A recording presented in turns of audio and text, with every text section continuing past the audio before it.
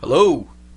Hi, this is Joe Barksdale calling in for. I know I'm a little early, but I'm calling in for an interview. That's fine, Joe. Yeah. Oh, cool. I was a little bit early myself. Hey, I already hit the record button. You want to get started? Oh, yeah, that's cool. We keep it a little loose on the podcast, Joe. Okay. What's the? I mean, are there any rules or?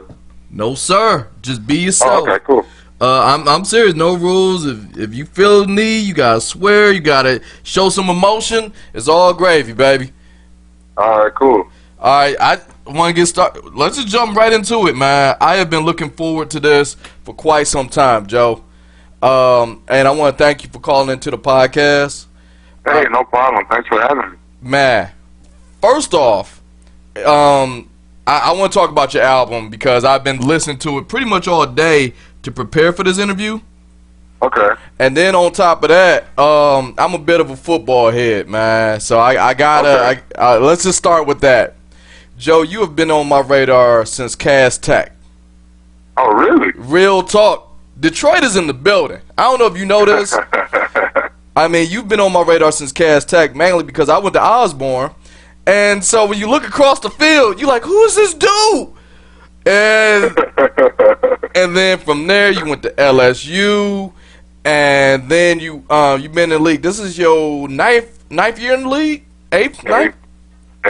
Oh, my God. And you was with the Raiders, the Rams. So Detroit is in the building. You know how we look after our own. And I was like, this is my man. Been doing his thing. So. Hey, I appreciate you, brother. For real. Yeah. And the second reason I'm being very thankful that you call on my podcast, I don't know if you know about this. I know it's in the league. I don't know how y'all feel about this. Fantasy football. Yeah. See, this year, you didn't know this, but I thank you. Dog, you got me a fantasy football title. That's great, man. You. That's terrible. You How did. I do it? All right, check this out. In the our final game of the year, it was on Christmas Eve, right? Okay, yeah. You battled a hip injury and got into the game, right? Uh-huh.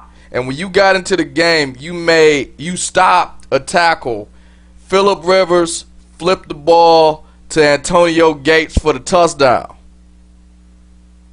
Who did we play? You guys played the Jets.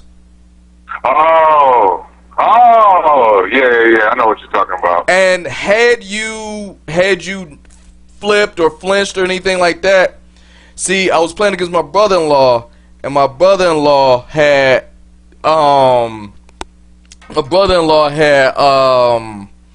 he pretty much, it could have, that could have changed the play pretty much. Right.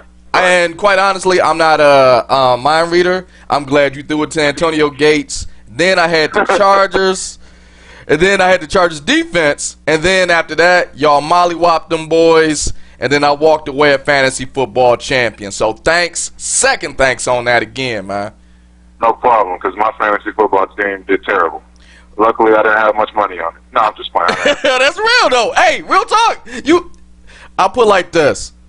Next time you in the D, Starbucks on me, man. Thank you so much. I appreciate that. Hey. I mean, I don't drink coffee, but I appreciate that. Hey, you don't got to be coffee. You get a juice, whatever. All right, for sure. But, yeah, you talked about fantasy football. Y'all get down on fantasy football, too? I don't know how many guys do it. I know a couple guys do it because obviously, we all have friends that don't play sports. And it's something fun that you can do with your friends. Like, I have a group with the groomsmen that were at my wedding. And pretty much the way we get down is, obviously first place wins a trophy, that kind of thing. But the real deal is you just don't want to come in last because whoever has the worst season has to go and get a professional makeup job done. Oh. Post a picture in the group. Oh, our punishment our trophy is called the shitty. Yeah, we have that too. Yeah, you got to take a picture with the makeup on with the toilet trophy. Yeah, ours is a toilet trophy too.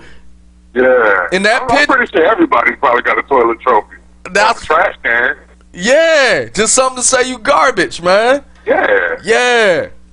So I'm happy to report that in 3 years I've actually won the league the first year. but I have not had to get a makeup job, thank God. That's really all I play for. It's for pride. Okay, that's what's up. I mean, like right now, we are currently in the off season. And I gotta. Do you kind of like know? Do you have like that inside track? Is it weird? Like you pick one of your friends to be on your lineups, or do you just not tell them? Oh, nah. I mean, because at the end of the day, how can I put this? At the end of the day, football is gonna be football, right? Like, right. You know, and that being said, football is unpredictable. You know, you can have a guy, you know, go down in the game and his backup can come in and score 100 million points. And the next morning, everybody's pissed off that they didn't pick this kid up in free agency. Everyone picks him up in the starter's bag. You know, but there's just so many different there's so many different factors that go into games, especially, you know, fantasy football. It's hard enough to win a game in the league, let alone try to predict who's going to have a touchdown and who's not and that kind of thing. So, I mean, it really is a gamble. Okay. I mean, there have been times like where, you know, we have a certain game plan going into a game. You know, we're going to run, you know, A, B, C, X, Y, Z as far as plays go. And then, you know, halfway through the game, we switch up the game plan. And, you know, the guy that you thought was going to have, you know, 3 touchdowns and, you know, that kind of thing. Oh, trust me, I know. Yeah, so, and because of that, like, I would never gamble seriously on sports, like, ever. Because anything could happen. And you're right. I mean, like, they made a movie about it. It's called Any Given Sunday. And real talk, that's what happened.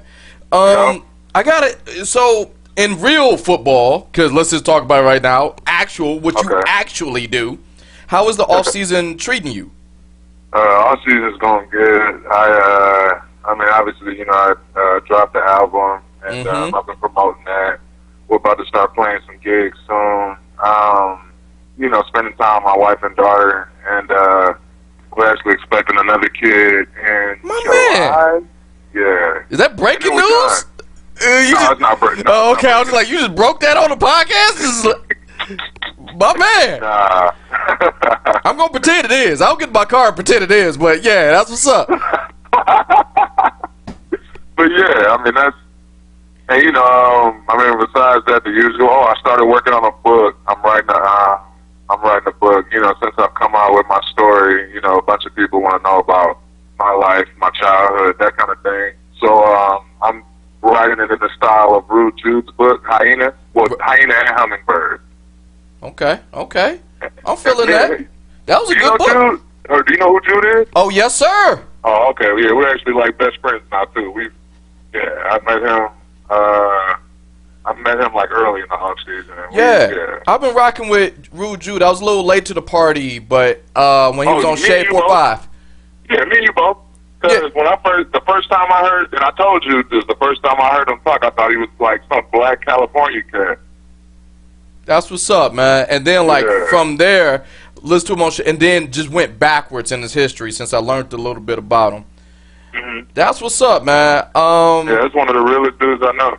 That's what's up, man. And, I mean, let's just kind of let's dabble into it a little bit. You have been battling depression for quite some time. I mean, what made you come up and just feel like you want to talk about it? After I was able to admit to myself that I was depressed and needed help, 4 suicide attempts to do that for you. Damn. But real talk, yeah. Yeah.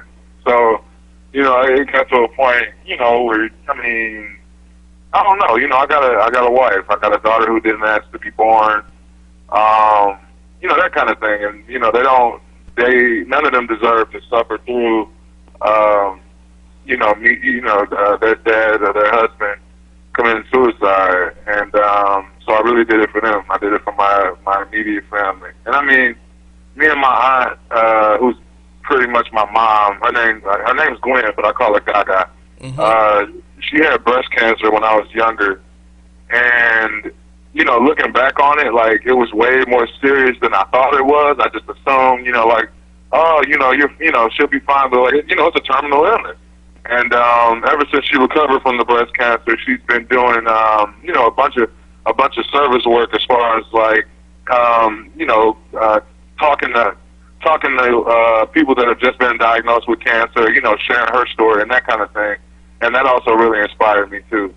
That's what's up, man. And I just want to say, like, mental illness is like a taboo topic, especially in the African American community. I mean, was that a factor in the, like, keeping it under wraps for as long as you did?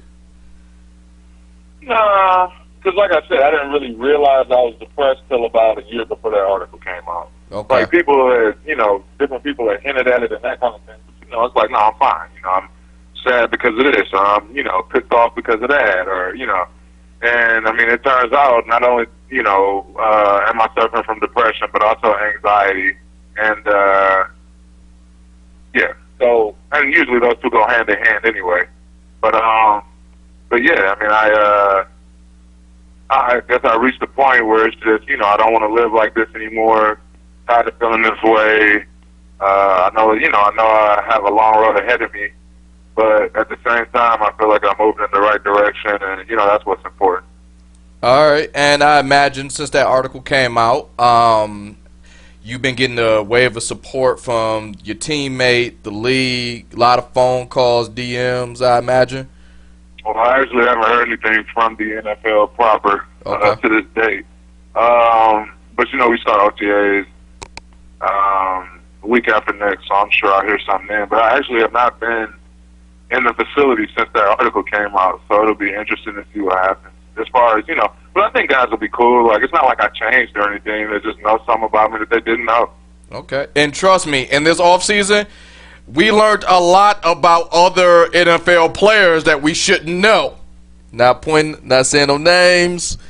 What do you mean? No, I mean just like some of the stuff that's been going out. Like some players from other teams been going to clubs, wilding out.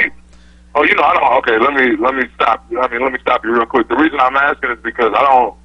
As far as the media goes, like I don't really watch the news. I don't. Okay. I'm not on social media really. That's my wife that handles my social media pages. And honestly, if it wasn't for music, I probably wouldn't be on social media at all. Okay. But I ain't naming names, but it's been. So I'm out the loop. Somebody got arrested? Oh yeah. Like I'm not naming names, but some people been wilding this off season. Fuck it. This is recent. You want to go? I'll kick out one because we did talk about it on the podcast. Another member of my fantasy team, two members of my fantasy team, wildin'. Zay Jones. He fighting Zay Jones from Buffalo. No, I know who you're talking about. What do you do? Dog, he just started wilding out, fighting his brother butt ass naked. He broke a window and threw his brother out of a window, dog. Wildin'. Like bad drugs. That's the first thing I thought. He on that ooh-wee. Because you got to be, all right, I understand people have disagreements, but I have never fought a dude butt-ass naked. Never. Same. Not once. Yeah. Like, if I come at you and I'm not wearing clothes, get help. You won't? That's real. That's real. That's a fight I'm not winning. If I'm on the other side. My man didn't even care enough to get dressed. I'm not winning that fight, dog. The scariest thing is like, what if he took off all his clothes? It's all messed up. However you slice it, like however you come across. Yeah. So how do you explain that? Like, you don't. He's been quiet about the whole thing. However, the video got out, and that's what I'm saying. Like, you coming in there, and you got your thing where people like looking at you. I kind of think you coming in, ain't nobody looking at you that tough. They probably looking at Zay like, at least you didn't go out like Zay, dog. Yeah, I mean, I don't. I checked. We did our homework, getting ready for this interview. You was fully clothed in every media appearance. You was fully clothed. I dig it. You did. I mean, sometimes your hair was to the back, sometimes it's to the front, but that's about it. Sometimes you had on glasses, sometimes you didn't. That's about as far as it went. Yeah, I didn't know that. I'll probably look into that as soon as we get off the phone. Oh, there's more that you missed. I just threw out the Robbie Anderson thing. Like I said, people been wild. Apparently, he got into something. They just dropped the felony charges. Oh my God. Oh, like I said, it's hype. It's hype out here in these streets, man. So it's that's crazy. The thing that pisses me off though is like, first of all, I understand people got arrested and all that other kind of stuff, but and I already know, you know, fans. I'm using quotation marks. Are probably talking shit like, oh, you know, all the leagues, you know, is like that. Like, you know, you take a couple guys, and you know, people gonna make mistakes at the end of the day. I'm not judging anybody. Yeah. But at the same time, I just think it sucks how it affects us all because, you know, like many are punished for mistakes of the few, which I think is bull, but whatever. No, because it gives you guys an unfair stigma, and that's just exactly. And like it's almost like that thing, like, oh, these guys think they better than us, so they think they're above the law. Then it's a circle. Yeah. Then you guys these same dudes that are going back in the communities, giving the kids, talking to kids, you know, putting up doing community service events. You know, no one wants to talk about that shit. All they want to talk about is, you know, the 4 or 5 people that got arrested. You know what I'm saying? Like, yeah, I totally understand. That's why, like, I don't know how deep you go into my podcast. I try to be fair and balanced. I like having people. If you wilding out, that's one thing. But like you yourself, I wouldn't like right now. You for the Erasing the Stigma Leadership Awards. I mean, through your struggle, man, you didn't help so many people out. You didn't help people. You gave back, because sometimes you got to be that thing. You got to be that conduit. Whereas it's sort of like how you took it upon yourself to say, like, I need to talk about my thing. And by you talking about your thing, you done helped out a bunch of other people. I read the pages. I look at, like, you are helping people. And that was the goal from the beginning, man. It was never, honestly, it was never about me. It was about, you know, making sure that other people, I mean, one, like you were talking about raising awareness, but also just trying to make sure that other people didn't get to that place. You know what I'm saying? I'm with you. Yeah. Now, one thing I want to just kind of get into, I got to talk about this album, man. I listened to it. I'm digging it. Man, oh, really? You got a little bit of everything. You got elements of soul, jazz, a little funk. You got gospel in there. I heard that Joy Bells cover. Like a little bit of that early 90s grunge alternative rock feel, man. Like, it's just like one big blender. I got to know, have you always played? Have you always been playing? Nah, I will have been playing for 4 years at the end of this year. Really? Yep. 4 years? 4 years. Please. At the end of this year. So we really at 3 3/4 right now. Yep. All right. Yep. What made you pursue it? Honestly, I started learning to play the guitar just to, you know, it was something to do to get over a death that I had experienced during the season. And you know, I mean, just like anything that you start off with, you know, you get a little frustrated at the beginning. You know, the beginning's always the hardest. And you know, I was about to quit, and I remember I got on YouTube and I looked up. You know, I had always heard about this cat named Jimi Hendrix. Never heard his music, never seen him play. So, you know, I typed it up on YouTube, see what this dude was about. Saw a live Hendrix performance, and from that point on, my goal was to get people to feel the way that I felt when I watched that movie, when they see me play or hear me play. Oh my God! I gotta know, Jimmy. Like, talk about being late to the party, but Jimi Hendrix. I gotta know, was it a certain song? Was it something that just stuck out? It was Hey Joe. He played it live at the Monterey Pop Festival. That was the YouTube video I saw. The dude looked so cool. He looked so calm. He made playing the guitar look so fun. He was doing so much cool shit. And, you know, I said to myself, I want to be like that. I want to be that guy. I want to, because I mean, he's known as one of the most prolific musicians ever. And like I said, ever since I saw that video, it's been my goal to be one of the most prolific musicians of my generation, which would make me one of the most prolific musicians ever. Word? Okay. Yeah. I hear you.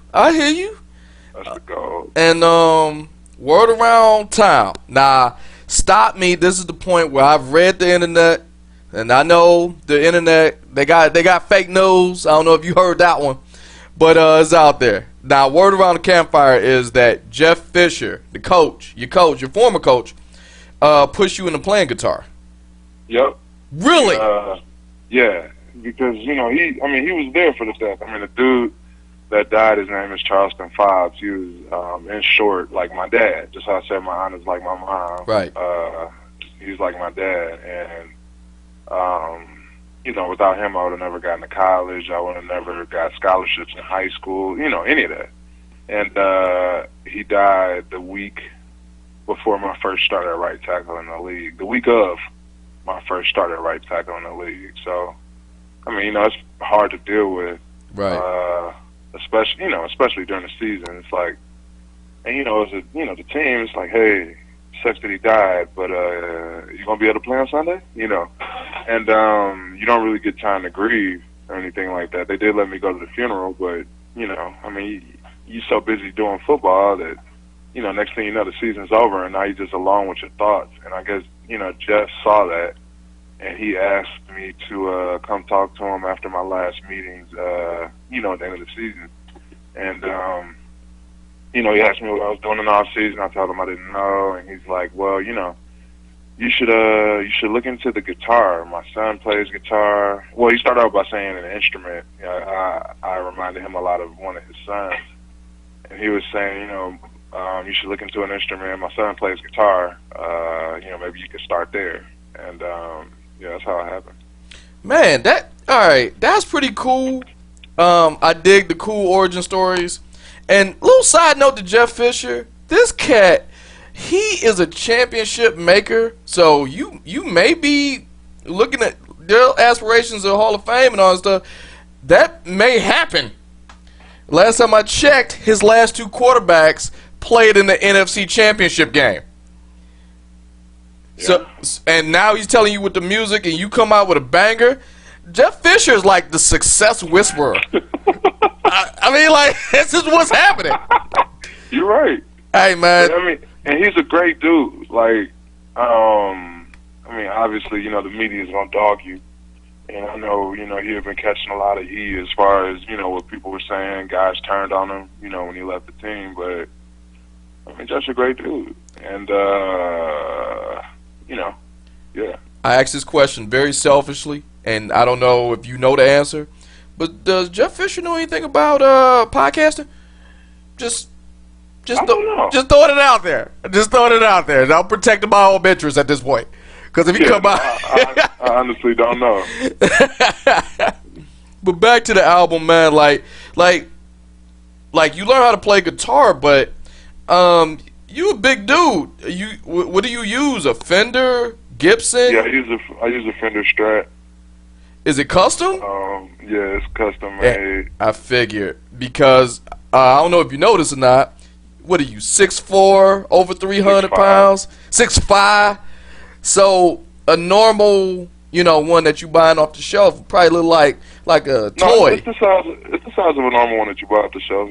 That's a Strat that I'm holding on the cover of the album. Really?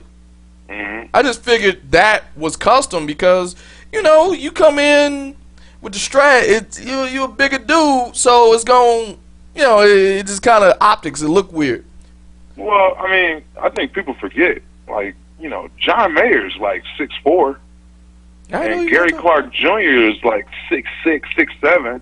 So, there's people that play guitar, you just don't notice it, because, all you see is them playing it. You don't see, like, John Mayer playing the guitar, and then, like, right to the left of him, it's like the average-sized person holding the guitar, too.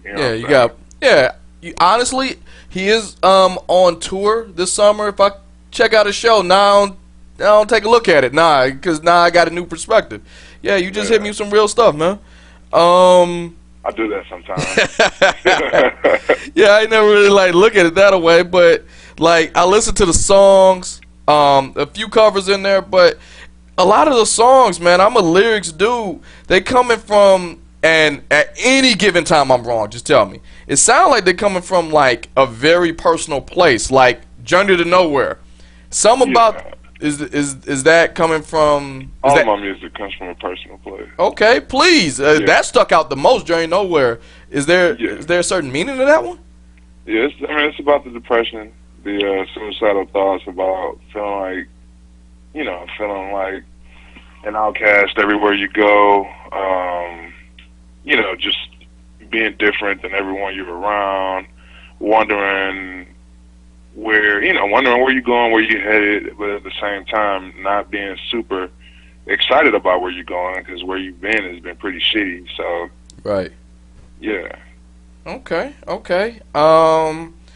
And I looked this up. I know you have shown, if you haven't done so already, you're a great guitarist. Especially you ain't even at the 4-year mark and you doing this. But I also heard you play the sax, man. Yeah, I used to play the sax when I was in middle school. I was in a middle school band. It's funny. I actually the saxophone. So we played a concert at Pershing. Don't ask me how this happened, but I will never forget. I don't think to this day I've ever been more scared than I was pulling up outside of Pershing. Like 3 dudes was getting arrested as we were walking in. No, that's typical Pershing. Like the school on the inside. Like I just remember thinking, like, people go to school here. Like, once again, typical Pershing. I've had that feeling myself. Yeah, I was scared, but I played in the band in middle school. That's what's up. You ever thought about dusting it off, seeing if you still got it? Oh, I don't even own a saxophone anymore. You didn't own a guitar 3 years ago. I mean, that's true. But no, I did. I'm full speed ahead on the guitar. I mean, the saxophone is a lot more maintenance, and you're talking about, an instrument where you got to clean your own spit out of it and the reeds and all that. I'm straight on that. I feel that. Now, here's something else I read. Josh Lambo also play guitar. Y'all ever just jam together, or does it come up? It's funny. He came over and jammed last year in the off season, and I dropped an amp on my foot like halfway through the jam. Oh man! I kept it super cool. Josh was like, "You good, man?" I'm like, "Yeah, I'm good." We finished the song or whatever, and then eventually he left. As soon as he left, I started screaming in pain. Oh, come on, man! A lot of icy hot on that foot, dog. Because amps, those are not the lightest things. They're not. And I mean, at the end of the day, the foot was fine. It was a bruise. That's what's up. I know I kept you a little bit longer than what we promised. And it's fine. I got time. Oh, okay. All right. Can I ask a few fanboy out questions of the league? I try to ask this. We had a few football players on the league before. But I from the league and past and present. But I gotta ask these questions.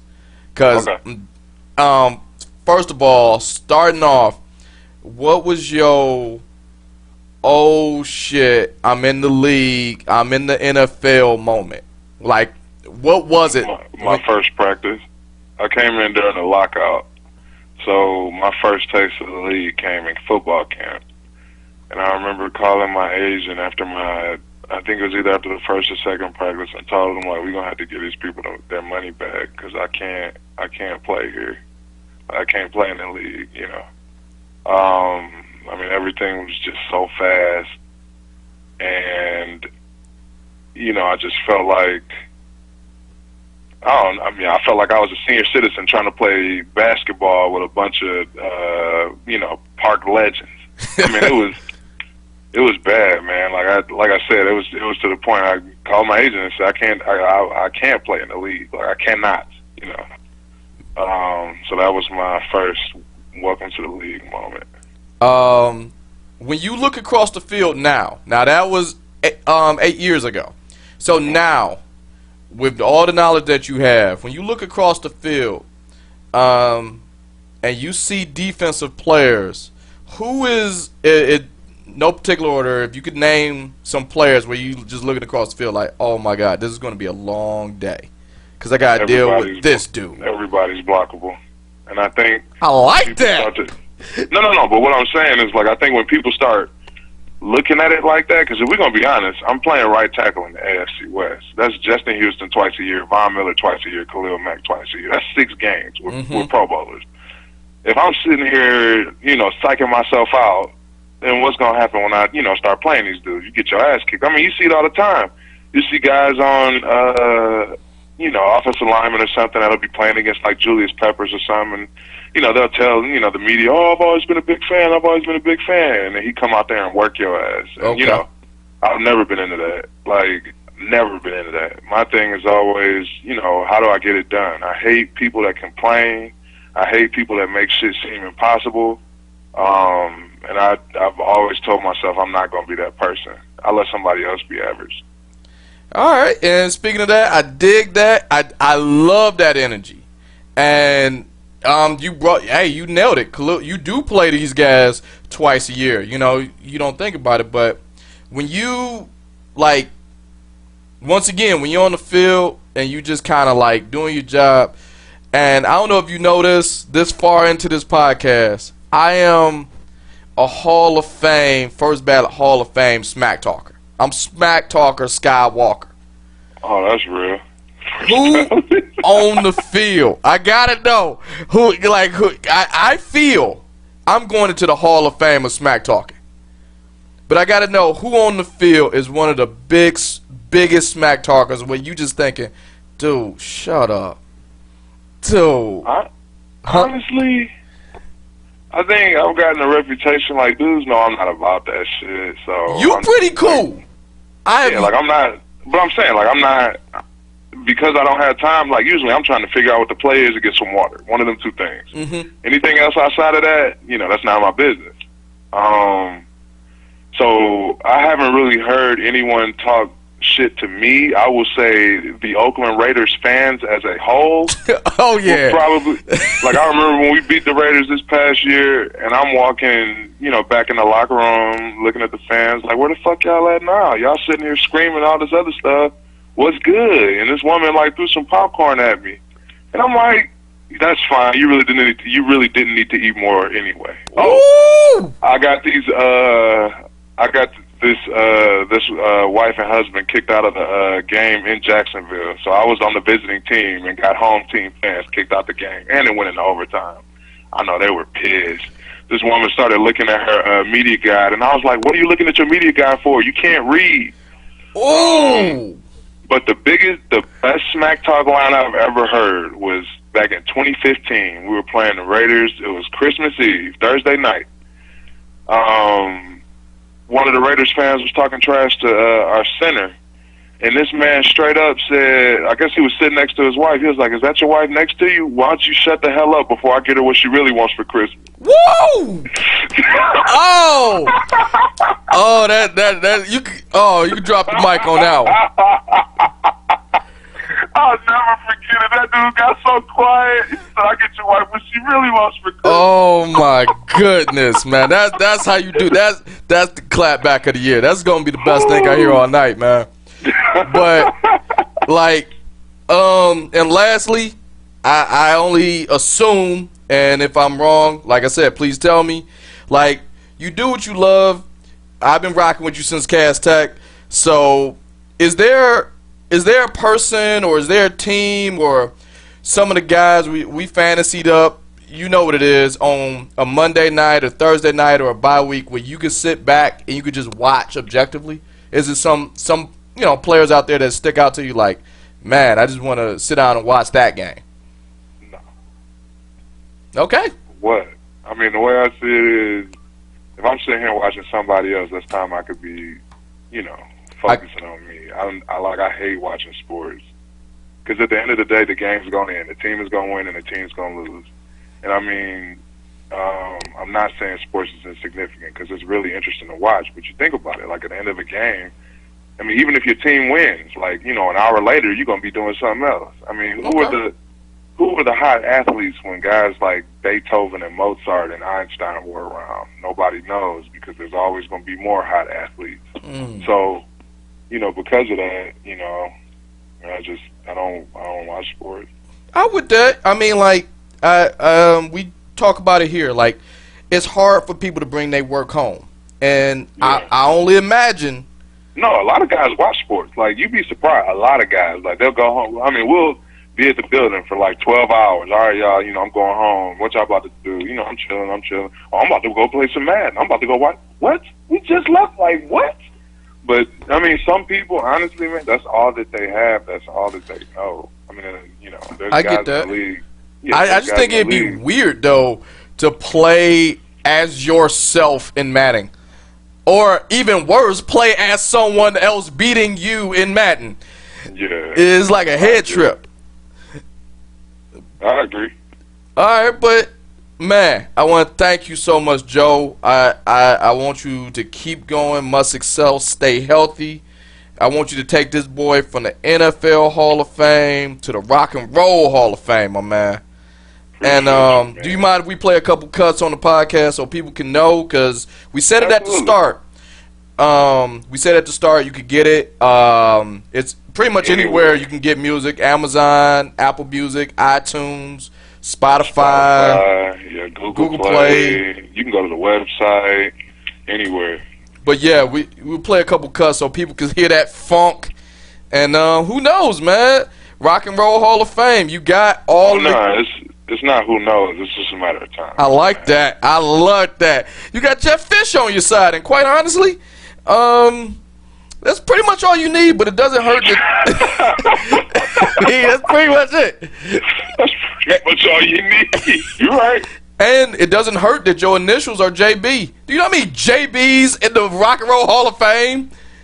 Jeff Beck, James Brown, Joe Bonamassa, Jeff Buckley. Yep. Jimmy Buffett. Bonamassa had the same publicist. Man, there we go. Jeff Fisher made another one. My man Jeff made another one, man. But thank you so much, Joe. And I'm not playing. This is not your last time on the Just Talk with Sam podcast. And if you in the D, Starbucks, doesn't necessarily have to be coffee. It's on me, man. Thank you so much. Oh, no problem, man. Thank you for having me. Look forward to coming back. Oh, man, I can't wait. I'm smiling from ear to ear, man. All right, man, and good luck this season. Thank you, man. All right, I'll holler at you. All right, peace, brother. Yeah.